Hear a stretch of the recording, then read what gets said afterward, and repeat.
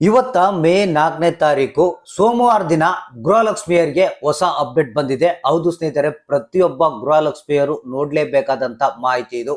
ಯಾಕಂದ್ರೆ ಬಹಳಷ್ಟು ಮಂದಿ ಏನಪ್ಪಾ ಅಂತಂದ್ರೆ, ಸರ್ ನಮ್ಗೆ 29ನೇ ಕಂತಿನ ಹಣ ಬಂದಿಲ್ಲ, 30ನೇ ಕಂತಿನ ಹಣ ಬಂದಿಲ್ಲ.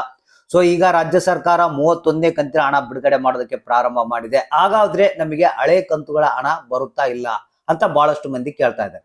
ಇಲ್ಲಿ ರಾಜ್ಯ ಸರ್ಕಾರ ಒಂದು ಹೊಸ ಅಪ್ಡೇಟ್ ಅನ್ನ ಕೊಟ್ಟಿದೆ, ಅಂದ್ರೆ ನಿರ್ಧಾರವನ್ನ ತೆಗೆದುಕೊಂಡಿದೆ. ಯಾರಿಗೆ ಇನ್ನೂ ಹಣ ಪೆಂಡಿಂಗ್ ಇದೆ ಸಂಪೂರ್ಣವಾಗಿ ಹಣವನ್ನ ಬಿಡುಗಡೆ ಮಾಡೋದಕ್ಕೆ ಸಿದ್ಧತೆಯನ್ನ ನಡೆಸಿದೆ. ಹೌದು ಸ್ನೇಹಿತರೆ, ಇದಕ್ಕೆ ಸಂಬಂಧಪಟ್ಟಂತೆ ಲಕ್ಷ್ಮೀ ಹೆಬ್ಬಾಳ್ಕರ್ ಅವರು ನಿನ್ನೆ ಒಂದು ಸಭೆಯನ್ನ ನಡೆಸಿದ್ರು. ಅಂದ್ರೆ ಇಲ್ಲಿ ಯಾರಿಗೆ ಎಷ್ಟು ಕಂತುಗಳ ಹಣ ಪೆಂಡಿಂಗ್ ಇದೆ ಅದಕ್ಕೆ ಕಾರಣ ಏನು ಅನ್ನೋದನ್ನ ತಿಳ್ಕೊಂಡಿದ್ದಾರೆ. ಈಗ ಹಣವನ್ನ ಬಿಡುಗಡೆ ಮಾಡೋದಕ್ಕೆ ಮುಂದಾಗಿದ್ದಾರೆ.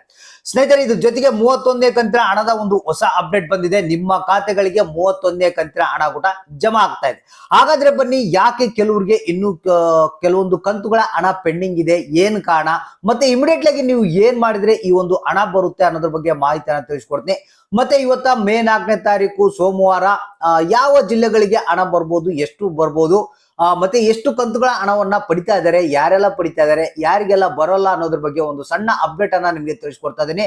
ವಿಡಿಯೋನ ಪೂರ್ತಿಯಾಗಿ ಪ್ರತಿಯೊಬ್ರು ನೋಡ್ಲೇಬೇಕು, ಮತ್ತೆ ಆದಷ್ಟು ಮಂದಿಗೆ ಈ ಒಂದು ಮಾಹಿತಿಯನ್ನ ಶೇರ್ ಮಾಡ್ಬೇಕು. ಸ್ನೇಹಿತರೆ, ನಿಮ್ಗೆಲ್ಲ ಗೊತ್ತಿರ್ಬೋದು, ಈಗಾಗಲೇ ಗೃಹಲಕ್ಷ್ಮಿಯರು ಏನಪ್ಪಾ ಅಂತಿದ್ದಾರೆ ಅಂದ್ರೆ, ಈ ಒಂದು ಗೃಹಲಕ್ಷ್ಮಿ ಹಣ ನಮಗೆ ಬೇಡವೇ ಬೇಡ, 5 ಗ್ಯಾರಂಟಿಗಳ ಸಹವಾಸವೇ ಬೇಡ. ಯಾಕಂದ್ರೆ ಇವರು ಸರಿಯಾದ ರೀತಿಯಲ್ಲಿ ಕೊಡ್ತಾ ಇಲ್ಲ, ಒಂದಲ್ಲ ಒಂದು ರೀತಿಯಲ್ಲಿ ಸುಳ್ಳು ಹೇಳ್ತಾ ಇದ್ದಾರೆ.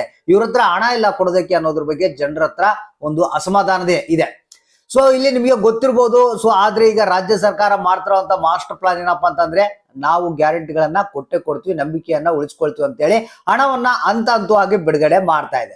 ಸೊ ಹಾಗಾದ್ರೆ ಬನ್ನಿ, ಇವತ್ತ ಎಷ್ಟು ಹಣವನ್ನ ನೀವು ಪಡಿತಾ ಇದ್ದೀರಾ, ಯಾವ ಜಿಲ್ಲೆಗಳಿಗೆ ಬರ್ತಾ ಇದೆ ಅನ್ನೋದ್ರ ಬಗ್ಗೆ ಕಂಪ್ಲೀಟ್ ಆದಂತ ಒಂದು ಹೊಸ ಅಪ್ಡೇಟ್ ಅನ್ನ ತಿಳಿಸ್ಕೊಡ್ತಾ ಇದೀನಿ. ನೋಡಿ ಸ್ನೇಹಿತರೆ, ಮೊದಲಿಗೆ ಕೆಲವೊಂದು ಪಾಯಿಂಟ್ ಗಳನ್ನ ತಿಳಿಸ್ಕೊಟ್ಬಿಡ್ತೀನಿ. ಅಂದ್ರೆ ಯಾಕೆ ಹಣ ಬರ್ತಾ ಇಲ್ಲ, ಕೆಲವರಿಗೆ ಏನ್ ಮಾಡ್ಬೇಕು, ಎಲ್ಲಿ ನಿಮ್ಮ ಹಣ ಸ್ಟ್ರಕ್ ಆಗಿದೆ ಅನ್ನೋದ್ರ ಬಗ್ಗೆ ಮಾಹಿತಿ ಇಲ್ಲಿದೆ.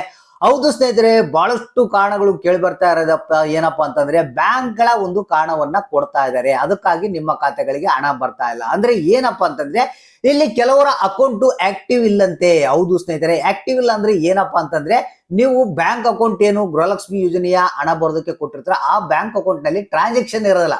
ಅಂದ್ರೆ ಹಣ ಹಾಕದೆ ಇರೋದು, ಹಣ ತೆಗೆದೇ ಇರೋದು, ಟ್ರಾನ್ಸಾಕ್ಷನ್ ಮಾಡ್ತಾರದಲ್ಲ, ಒಟ್ಟ ಅಕೌಂಟ್ ಜೀರೋ ಇರುತ್ತೆ, ವಾಗು ನೋಡಿದ್ರು ಜೀರೋ ಇರುತ್ತೆ, ಟ್ರಾನ್ಸಾಕ್ಷನ್ ಇರೋದಲ್ಲ, ಇನ್ಆಕ್ಟಿವ್ ಆಗಿರುತ್ತೆ. ಸೊ ಅಂತ ಬ್ಯಾಂಕ್ಗಳ ಅಕೌಂಟ್ಗೆ ಸ್ವಲ್ಪ ನಿಮಗೆ ಹಣ ಬರೋದು ಡೌಟ್ ಅಂತ ಹೇಳ್ತಾ ಇದ್ದಾರೆ. ಇದ್ರ ಜೊತೆಗೆ ಅಂದ್ರೆ ನೀವು ಏನ್ ಮಾಡ್ಬೇಕು, ಆಗಾಗ ಹಣ ಹಾಕೋದು ತೆಗೆಯೋದು ಮಾಡ್ತಾ ಇರಬೇಕು ನಿಮ್ಮ ಬ್ಯಾಂಕ್ ಅಕೌಂಟ್ ನಲ್ಲಿ, ಅಂದ್ರೆ ಗೃಹಲಕ್ಷ್ಮಿ ಯೋಜನೆಯ ಬ್ಯಾಂಕ್ ಅಕೌಂಟ್ ನಲ್ಲಿ. ಸೊ ಇದ್ರ ಜೊತೆಗೆ ಇನ್ನೊಂದು ಏನಪ್ಪಾ ಅಂತಂದ್ರೆ, NPCI ಮ್ಯಾಪಿಂಗ್ ಫೇಲ್ಡ್ ಅಂತ ಬರ್ತಾ ಇದೆ. ಅಂದ್ರೆ NPCI ಮ್ಯಾಪಿಂಗ್ ಮಾಡಿಸಿರ್ತೀರ ನೀವು, ಆದ್ರೆ ಕೆಲವೊಂದು ಕಾರಣಾಂತರಗಳಿಂದ ಕೆಲವು ತಿಂಗಳಾದ್ಮೇಲೆ ಅದ್ರ ಬಗ್ಗೆ ಗಮನನೇ ಕೊಟ್ಟಿರೋದಲ್ಲ, ಅದು NPCI ಮ್ಯಾಪಿಂಗ್ ಫೇಲ್ಡ್ ಅಂತ ಗೊತ್ತಾಗುತ್ತೆ. ಸೊ ಅಂದ್ರೆ ನೀವ್ ಏನ್ ಮಾಡ್ಬೇಕು, ಬ್ಯಾಂಕಿಗೆ ಹೋಗಿ ಈ ರೀತಿಯಾಗಿ NPCI ಮ್ಯಾಪಿಂಗ್ ಫೇಲ್ಡ್ ಅಂತ ಬರ್ತಾ ಇದೆ, ಅಂದ್ರೆ NPCI ಮ್ಯಾಪಿಂಗ್ ಆಗಿದೆ ಇಲ್ಲ ಅಂತ ಕೇಳ್ಬೇಕು ನೀವು. ಆಗಿದೆ, ಕರೆಕ್ಟ್ ಆಗಿದೆ ಅಂದ್ರೆ ಓಕೆ, ಇಲ್ಲಾಂದ್ರೆ ನೀವು ಮತ್ತೊಂದ್ಸಲ NPCI ಮ್ಯಾಪಿಂಗ್ ಅನ್ನ ನೀವು ಮಾಡಿಸ್ಬೇಕಾಗುತ್ತೆ. ಇದು ಒಂದು. ಮತ್ತೆ ಇದ್ರ ಜೊತೆಗೆ KYC ಅಪ್ಡೇಟ್, ಅಂದ್ರೆ ಇಲ್ಲಿ ಕೆಲವೊಂದು ರೇಷನ್ ಕಾರ್ಡ್ KYC ಅನ್ನ ಮಾಡಬೇಕು ಅಂತ ಹೇಳ್ತಾ ಇದ್ದಾರೆ. ಸೊ ಆ ಒಂದು ಕೆಲಸ ಕೂಡ, ಅಂದ್ರೆ ರೇಷನ್ ಕಾರ್ಡ್ ನಲ್ಲಿ ಎಷ್ಟು ಮಂದಿ ಸದಸ್ಯರು ಇರ್ತಾರೆ ಅಷ್ಟು ಮಂದಿ ರೇಷನ್ ಕಾರ್ಡ್ KYC ಅನ್ನ ಕಂಪಲ್ಸರಿ ಮಾಡಬೇಕು. ಇದ್ರ ಜೊತೆಗೇನೆ ಇನ್ನೊಂದು ಏನಪ್ಪಾ ಬಹಳ ಮುಖ್ಯವಾದಂತ ಹೊಸ ಅಪ್ಡೇಟ್ ಏನಪ್ಪಾ ಅಂತಂದ್ರೆ, ಜೀವಿತ ಪ್ರಮಾಣ ಪತ್ರವನ್ನ ಕಡ್ಡಾಯವಾಗಿ ಎಲ್ಲರೂ ಕೊಡ್ಲೇಬೇಕು. ಇಮಿಡಿಯೇಟ್ ಆಗಿ ಆ ಕೆಲಸವನ್ನ ಮಾಡಿಕೊಳ್ಳಿ. ಈ ಎಲ್ಲಾ ಕೆಲಸಗಳನ್ನ ಮಾಡ್ಕೊಂಡ್ರೆ ನಿಮ್ಗೆ ಯಾವುದೇ ಕಾರಣಕ್ಕೂ ಹಣ ಬರೋದು ನಿಲ್ಲೋದಿಲ್ಲ, ಬಂದೇ ಬರುತ್ತೆ. ಸೊ ಈಗ ಮೇನ್ ಏನಪ್ಪಾ ಅಂತಂದ್ರೆ, ಇವತ್ತ ಮೇ 4ನೇ ತಾರೀಕು ಸೋಮವಾರ ಏನಪ್ಪಾ ಅಂತಂದ್ರೆ, ನಮಗೆ ಬಂದಿರುವಂತ ಒಂದು ಹೊಸ ಅಪ್ಡೇಟ್ ಪ್ರಕಾರ 30ನೇ ಕಂತಿನ ಹಣ ಯಾರ್ಯಾರಿಗೆ ಪೆಂಡಿಂಗ್ ಇದೆ ಅವ್ರಿಗೆ ಹಣ ರಿಲೀಸ್ ಆಗ್ತಾ ಇದೆ. ಇದ್ರ ಜೊತೆಗೆ ಕೆಲವೊಂದು ಜಿಲ್ಲೆಗಳಿಗೆ 29ನೇ ಕಂತಿನ ಹಣ ಕೂಡ ಬಿಡುಗಡೆ ಮಾಡ್ತಾ ಇದಾರೆ ಅಂತ ಹೇಳ್ತಾ ಇದ್ದಾರೆ. ಸೊ ಇಲ್ಲಿ ಬಾಗಲಕೋಟೆ ಜಿಲ್ಲೆ, ಹಾವೇರಿ ಜಿಲ್ಲೆ, ಬೆಂಗಳೂರು ನಗರ, ಬೆಂಗಳೂರು ಗ್ರಾಮಾಂತರ, ಕೊಡಗು, ಬೆಳಗಾವಿ, ಕೋಲಾರ, ಕೊಪ್ಪಳ, ಬೀದರ್, ಮಂಡ್ಯ, ವಿಜಯಪುರ, ಮೈಸೂರು, ಚಾಮರಾಜನಗರ, ರಾಯಚೂರು, ಚಿಕ್ಕಬಳ್ಳಾಪುರ, ರಾಮನಗರ, ಚಿಕ್ಕಮಗಳೂರು, ಶಿವಮೊಗ್ಗ, ಚಿತ್ರದುರ್ಗ, ತುಮಕೂರು, ದಕ್ಷಿಣ ಕನ್ನಡ, ಉಡುಪಿ ಅಂತ ಹೇಳ್ತಿದ್ದಾರೆ, ಉಡುಪಿ ಜಿಲ್ಲೆಗೆ ಅಂತ ಹೇಳ್ತಿದ್ದಾರೆ. ಇಷ್ಟು ಜಿಲ್ಲೆಗಳಿಗೆ ಏನಿದೆ ಇವತ್ತ 30ನೇ ಕಂತಿನ ಹಣದ ಜೊತೆಗೆ ಕೆಲವೊಂದು ಜಿಲ್ಲೆಗಳಿಗೆ 29ನೇ ಕಂತಿನ ಹಣ ಬರುತ್ತೆ ಅಂತ ಮಾಹಿತಿ ಬಂದಿದೆ. ಅಂದ್ರೆ 2 ಕಂತುಗಳ ಹಣ ಪಡೆಯುವಂತ ಸಾಧ್ಯತೆ ಇದೆ ಅಂತ ಮಾಹಿತಿ ಕೇಳಿ ಬರ್ತಾ ಇದೆ. ಇದ್ರ ಜೊತೆಗೇನೆ 31ನೇ ಕಂತಿನ ಹಣ ಬಿಡುಗಡೆಗೆ ಎಲ್ಲಾ ಸಿದ್ಧತೆಯನ್ನ ಮಾಡಿಕೊಂಡಿದೆ ರಾಜ್ಯ ಸರ್ಕಾರ. ಇನ್ನು ಕೆಲವೇ ದಿನಗಳಲ್ಲಿ ನಿಮ್ಗೆ 31ನೇ ಕಂತಿನ ಹಣ ಕೂಡ ಜಮಾ ಆಗುತ್ತೆ.